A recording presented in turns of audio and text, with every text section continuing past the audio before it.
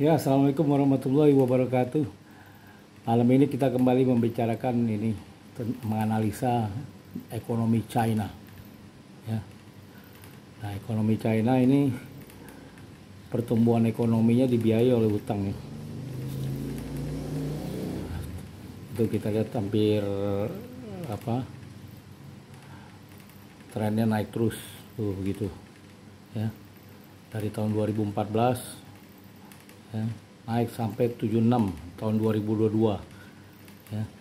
Hampir 77%-nya pertumbuhan ekonominya dibiayai oleh utang, baik utang luar negeri maupun utang dalam negeri ya. Tapi pada tahun 2023 Maret aja itu loncat tajam dari 77 ini loncat ke 120 tuh 279,7% loncat tajam ya. Jadi dari sini 76 ini loncat kemari 279,7. Ini karena boomingnya kredit perumahan yang sudah kacau balau di China. Ini perumahannya kan seperti ini semua, real estate, mall, apartemen, properti ya maksudnya. Nah, penduduk China itu 1,45 atau 1,5 miliar. Nggak mungkin dibangunin apartemen semua. Mungkin hanya di kota-kota besar aja, kan yang di kampung-kampung banyak lagi yang tinggal di situ. Di pedesaan, petani-petani. Jadi masih banyak banget orang miskin di Cina gitu ya.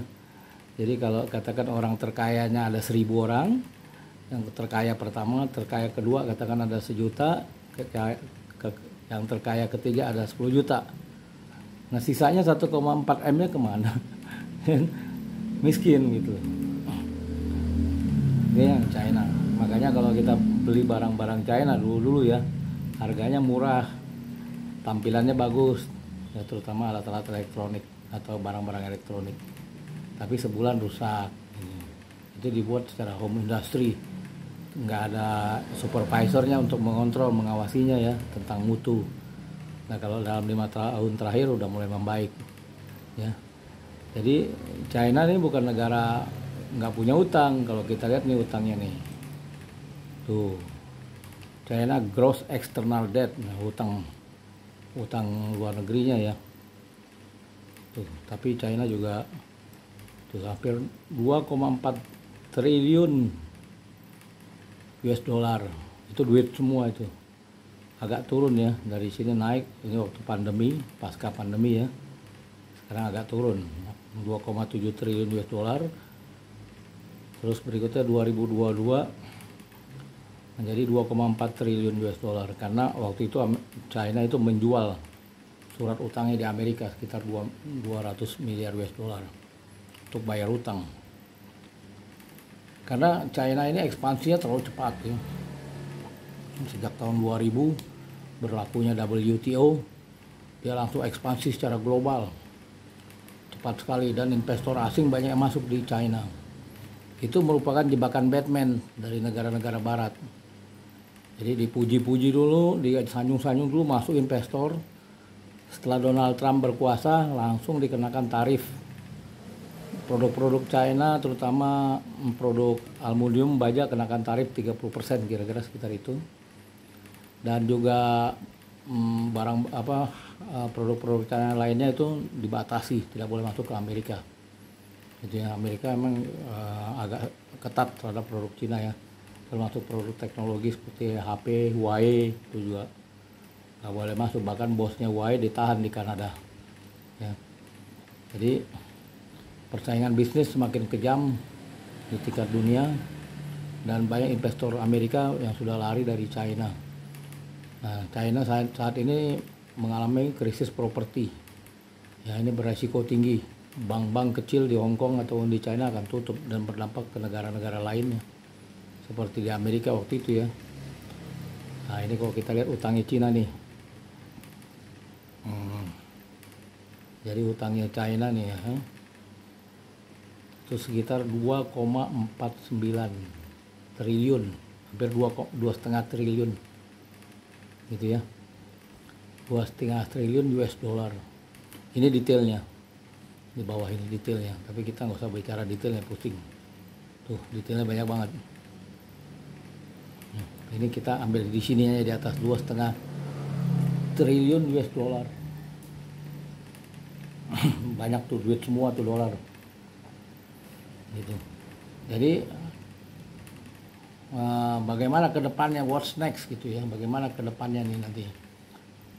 Kita lihat di Hong Kong juga sudah mulai sepi juga, sudah mulai banyak orang miskin. Di China juga begitu, karena terimbas dari krisis ini, dan perusahaan-perusahaan asing terutama dari Amerika udah banyak yang lari, perusahaan-perusahaan IT, dan juga bank-bank sudah banyak mengurangi ini ya, pegawainya di China. Jadi kecenderungannya akan kembali lagi ke era tahun 1990 ya, dimana ekonomi China itu masih tertutup ya. Jadi dia masuk perangkap jebakan negara-negara barat, akan ditinggalin oleh negara barat.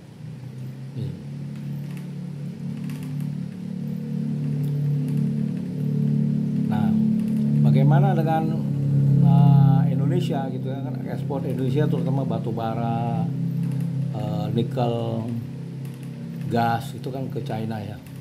Nah, dengan menurunnya pertumbuhan ekonomi China, maka permintaan akan batu bara juga menurun. Itu tercermin dari harga batu bara yang anjlok tajam ya. Dan juga di China sendiri dia sudah banyak menutup pembangkit tenaga listrik yang bahan bakarnya pakai batu bara, sudah banyak ditutup karena polusinya tinggi di sana. Ya. Pabrik-pabrik yang memakai bahan bakar batu bara mulai tutup. Jadi dia bertahap-bertahap, ini lama-lama dia akan tutup seterusnya gitu ya, ganti dengan gas yang lebih murah atau bahan nuklir gitu ya. Jadi sehingga permintaan batu bara itu lama-lama menurun, bahkan China sendiri menutup tambang batu baranya dia gitu ya. Itu akan terganggu Indonesia juga kalau Indonesia, karena Indonesia kan pengekspor yaitu batu bara, komoditas batu bara, nikel yang kadarnya rendah, dan juga gas ya. Itu akan permintaannya menurun. Begitu pula produk-produk China di Eropa itu juga menurun permintaannya. Di negara Inggris maupun juga Eropa bersatu ya, Eurozone itu menurun. Jadi di kita ini udah harus hati-hati kita, karena udah punya hutang kereta api cepat. Tadinya utang antara bisnis to bisnis, sekarang ditanggung APBN gitu ya. Jadi rakyat lagi yang kena, nanti pajaknya naik gitu, dan tarif dari kereta api cepat itu juga bertahap-bertahap akan naik. Yang pasti pajak PPN akan naik, BBM akan naik, listrik akan naik. Karena kan APBN-nya ditanggung pemerintah, ditanggung negara, siapapun presidennya ke depan ya. Berikutnya juga utang-utang Indonesia ke tempat lain juga ditanggung APBN kan, jadi harus dibayar. Mau nggak mau pajak naik, BBM subsidinya dikurangi, artinya BBM-nya akan naik. Petralite katanya mau diganti merek baru, tapi harganya udah beda. Kalau sekarang kan Petralite itu 10.000, mungkin harganya bisa 12.000. Padahal ini juga nggak jauh beda gitu ya kualitasnya.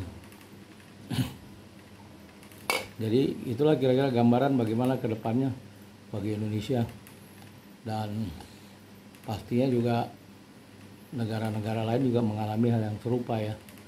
Jadi yang menjadi negatifnya itu perang Ukraina dengan Rusia.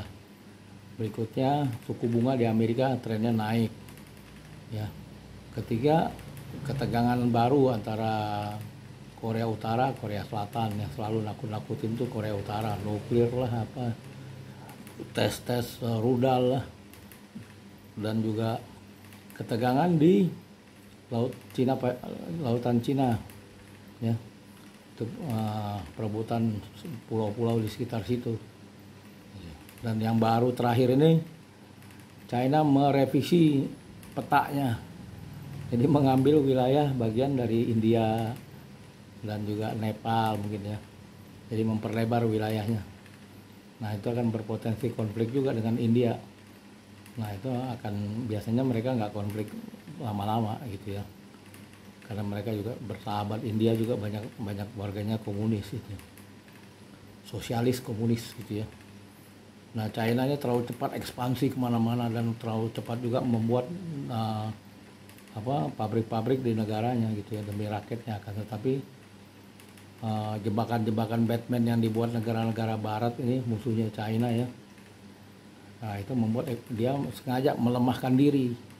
Dia buatlah perang di Rusia dan Ukraina, ekonomi melemah semuanya setelah COVID, gitu ya.